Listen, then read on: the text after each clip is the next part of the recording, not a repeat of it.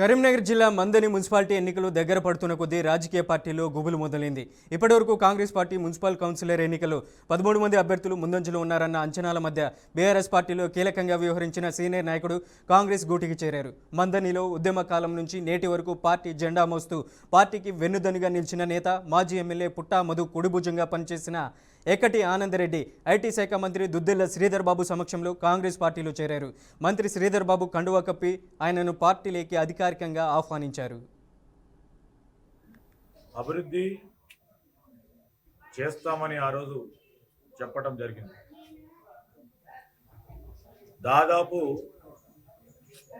ప్రత్యక్షంగానే ఈయన 50 కోట్ల రూపాయల వరకు పనులు పూర్తి స్థాయిలో అయిపోయినాయి.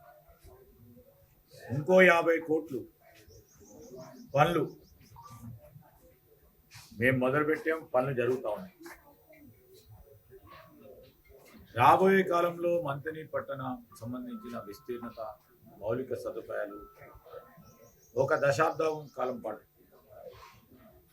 ఈ ప్రజలకు కావాల్సిన అవసరాలు దృష్టిలో పెట్టుకొని ఒక ప్రణాళిక సిద్ధం చేసుకొని ముందుకు పోతున్నాం. ఈ తరుణంలో 2 సంవత్సరాలు గడిచింది.